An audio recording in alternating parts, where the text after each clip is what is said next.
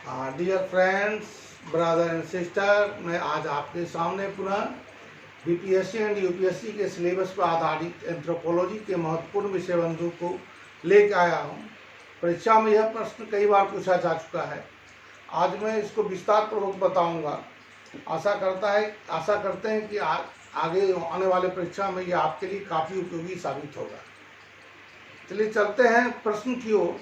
प्रश्न है, भारतीय संविधान में अनुसूचित जाति एवं जनजाति की स्थिति।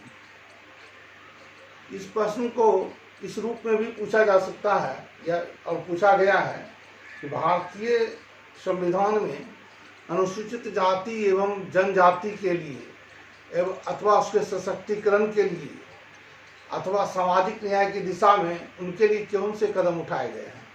सभी प्रकार के प्रश्नों का उत्तर एक ही है, और वह है कि भारत 1947 में देश की आज़ादी के बाद भारतीय संविधान में अनुसूचित जाति एवं जनजाति के लिए अनेक प्रकार के विशेष प्रावधान किए गए हैं।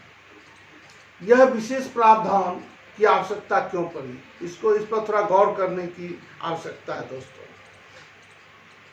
प्रारंभ से ही हिंदू वर्ण व्यवस्था के अंतर्गत जो है ब्राह्मण, क्षत्रिय, वैश्य, शूद्र, इस प्रकार का कॉन्सेप्ट पाया जाता है।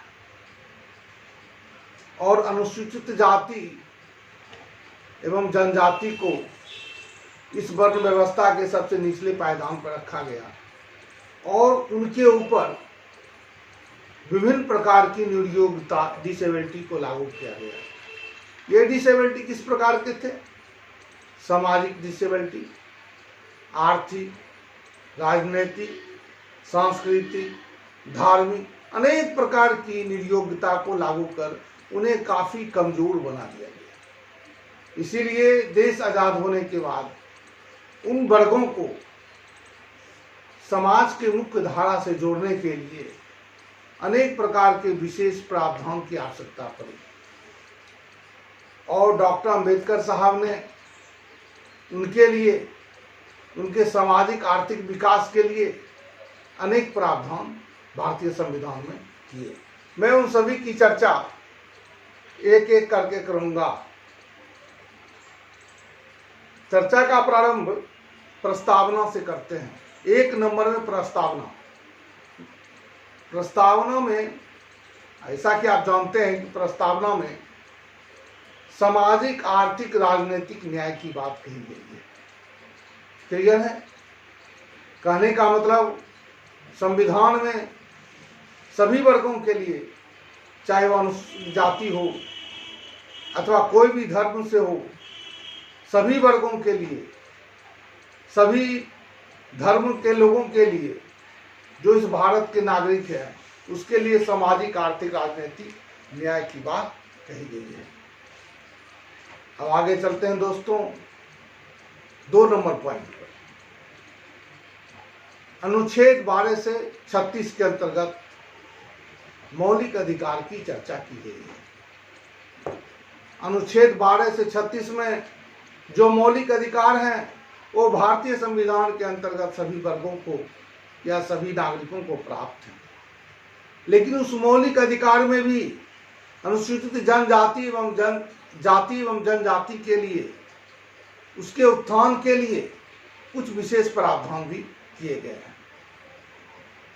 अनुच्छेद 14 के अंतर्गत विधि के समक्ष समानता की बात कही गई है। मैं आपको बता दूं दोस्तों, अनुच्छेद 14 में ही नैसर्गिक न्याय का सिद्धांत भी निहित है। अब आगे के अनुच्छेद में चलते हैं दोस्तों 15(4) में। 15(4) में भी उसके लिए अनुसूचित जाति एवं जनजाति के लोगों के लिए विशेष प्रावधान है। वो आरक्षण का प्रावधान है, शैक्षणिक आरक्षण का उसमें प्रावधान है।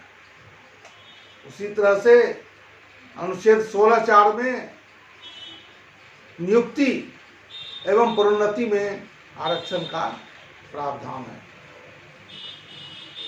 अनुच्छेद 17 में भारतीय संविधान कहते हैं कि अस्पृश्यता का अंत कर दिया गया है और उसका किसी भी रूप में व्यवहार को दंडनीय अपराध बनाया गया है।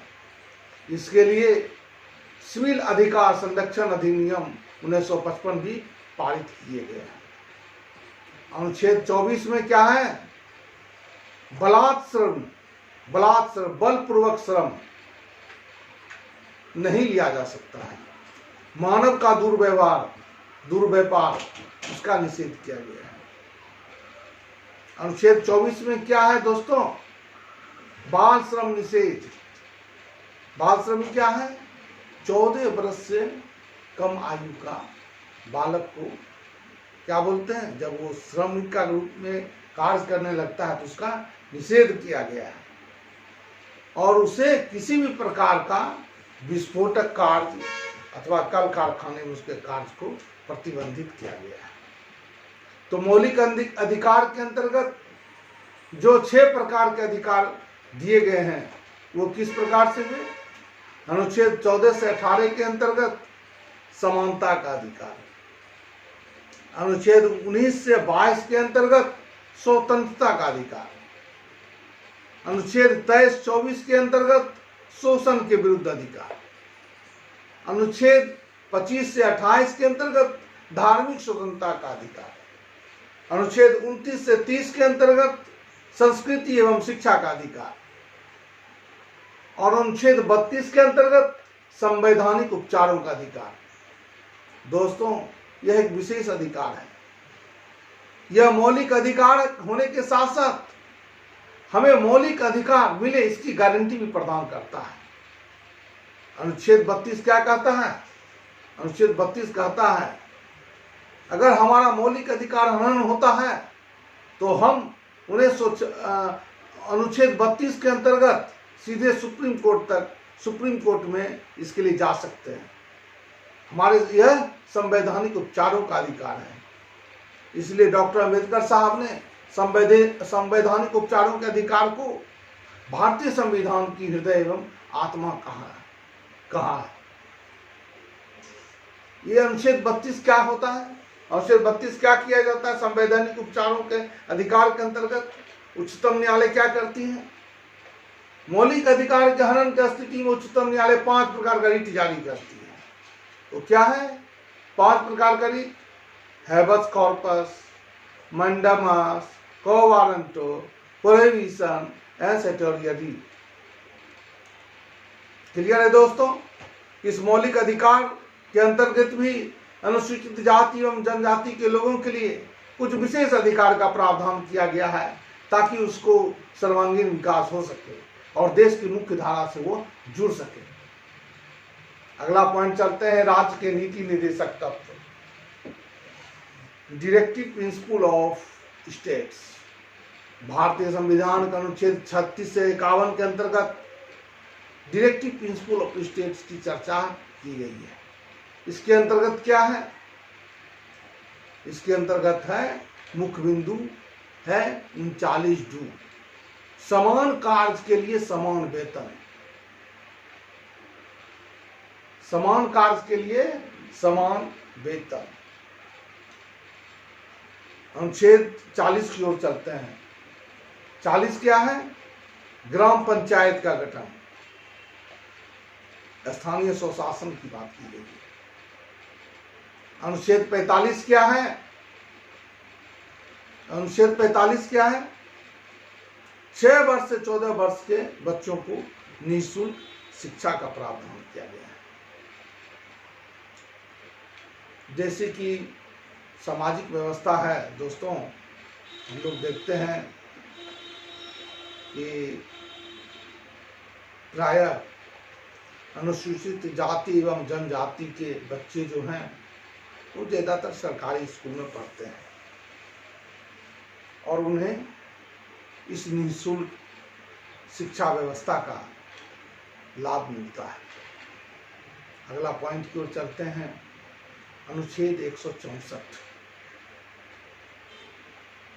इसके अंतर्गत क्या है? इसके अंतर्गत झारखंड, उड़ीसा, मध्य प्रदेश और छत्तीसगढ़ के राज्यों के लिए, राज्यों के अनुसूचित जनजाति के लिए एक मंत्री का प्रावधान किया गया। अब अगला बिंदु चलते हैं, अनुच्छेद 275। इसके अंतर्गत क्या है?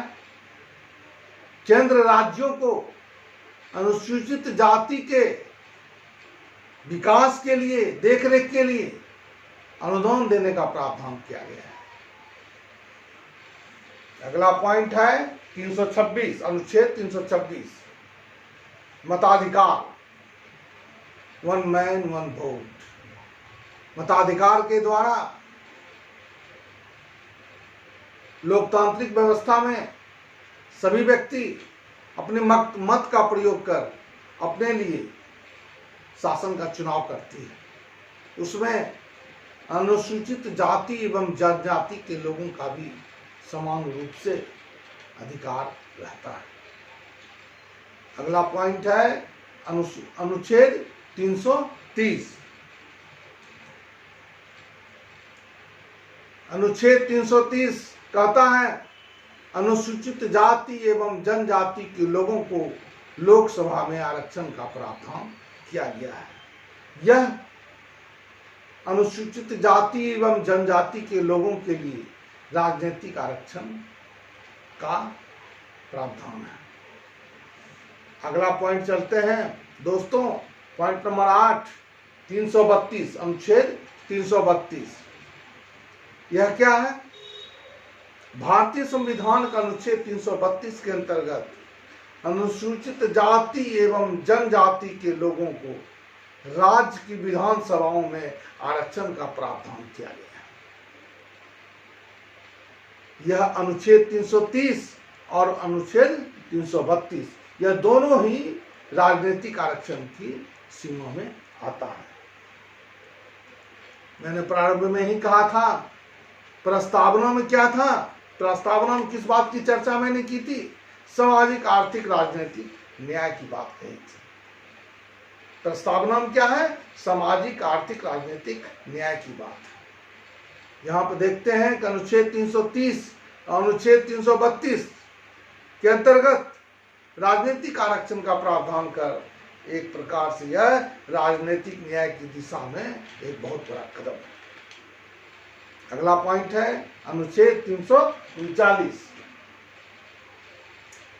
अनुच्छेद 339 यह क्या है?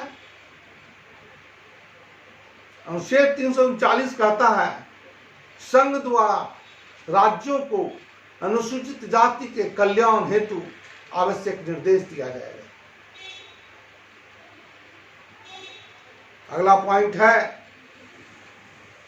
10, अनुच्छेद 338 की बात करेंगे। इसके अंतर्गत क्या है दोस्तों? इसके अंतर्गत राष्ट्रीय अनुसूचित जाति आयोग के गठन का प्रावधान है। यह एक संवैधानिक इकाई है। मैं एक बात वो कहना चाहता हूं, कोई भी इकाई, कोई भी आयोग जो भारतीय संविधान के अनुच्छेद के प्रावधान के आधार पर गठित की जाती है, वो एक संवैधानिक निकाय होता है। आप लोग इस चीज से परिचित होंगे। तो चलिए, अनुसूचित जाति आयोग, राष्ट्रीय अनुसूचित जाति आयोग का गठन भारतीय संविधान का अनुच्छेद 338 के अंतर्गत किया गया है। यह राष्ट्रीय अनुसूचित जाति आयोग क्या करता है, क्या कार्य है इसकी भी चर्चा करनी आवश्यक है। यह प्रत्येक वर्ष अपने क्रियाकलाप, कार्यकलाप, अपनी उपलब्धि का सारा ब्यौरा का प्रतिवेदन किसको सौंपेंगे? भारत के राष्ट्रपति को सौंपेंगे। अगला पॉइंट है दोस्तों अनुच्छेद 338 का को। इसके अंतर्गत राष्ट्रीय अनुसूचित जनजाति आयोग के गठन का प्रावधान है। प्रारंभ में दोनों एक ही था, दोनों आयोग राष्ट्रीय अनुसूचित जाति जनजाति आयोग था, बाद में संशोधन के आधार पर इस आयोग को अलग कर दिया गया। यह आयोग का भी क्या कार्य है? यह आयोग भी अपने कार्यकलाप का प्रतिवेदन प्रत्येक वर्ष राष्ट्रपति को सौंपते हैं। हम आगे चलते हैं दोस्तों कि भारतीय संविधान में अनुसूचित जनजाति के लिए विशेष प्रावधान के अंतर्गत 5वीं अनुसूची तथा 6वीं अनुसूची में इसके लिए आवश्यक विशेष प्रावधान किए गए। जनजातीय क्षेत्रों का प्रशासन का प्रावधान, विशेष प्रशासन का प्रावधान इसी 5वीं अनुसूची तथा 6वीं अनुसूची के अंतर्गत किया गया है, जिसके अंतर्गत स्वायत्त शासी जिला परिषद, जनजातीय सलाहकार परिषद के गठन का प्रावधान है। स्वायत्त शासी जिला परिषद और जनजातीय सलाहकार परिषद क्या करती है? उस जनजातीय क्षेत्र के प्रशासन का कार्य करने के साथ साथ उसके विकास का कार्य करती है और आवश्यकता पड़ने पर उससे संबंधित आवश्यक नियम का निर्माण भी करती है। तो दोस्तों आगे चलते हैं। पंचायती राज व्यवस्था, पॉइंट नंबर 13। पंचायती राज व्यवस्था में क्या प्रावधान है? 1992 में 1992 में 73वां संशोधन हुआ और पंचायती राज व्यवस्था का प्रावधान किया गया। 1992 में ही 74वां संशोधन अधिनियम भी पारित कर नगर निकाय के प्रावधान किया गया। पंचायती राज व्यवस्था में कुल 29 विषयों का समावेश है और नगर निकाय में कुल 18 विषयों का समावेश है। पंचायती राज व्यवस्था में भी अनुसूचित जाति एवं जनजाति के लोगों को आरक्षण का प्रावधान किया गया है। अब कुछ विशेष व्यवस्था की ओर भी चलते हैं। बिहार के परिप्रेक्ष्य में बिहार न्याय सेवा में प्रावधान किया गया है आरक्षण का। बिहार न्यायिक सेवा में भी आरक्षण का प्रावधान किया गया है। पुलिस कांस्टेबल के बहाली में आरक्षण का प्रावधान किया गया है। अनुसूचित जाति विकास निगम की व्यवस्था की गई है। छात्र छात्राओं के लिए छात्रवृत्ति का प्रावधान है। छात्र छात्राओं के लिए छात्रावास का प्रावधान है। रेलवे में परीक्षा देने हैं तो रेलवे पास का प्रावधान है और इसके अतिरिक्त यहां विभिन्न प्रकार की योजनाओं में के क्रियान्वयन में भी आरक्षण का प्रावधान है।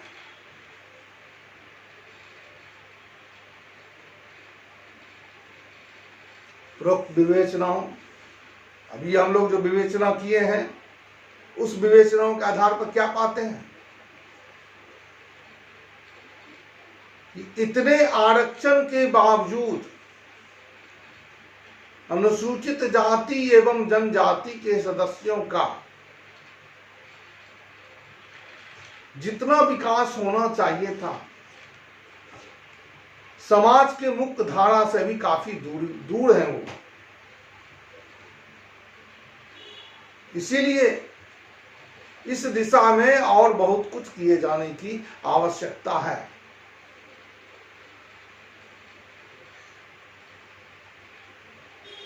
ताकि उनका सामाजिक आर्थिक विकास हो सके और वो समाज के मुख्य धारा से जुड़ सके।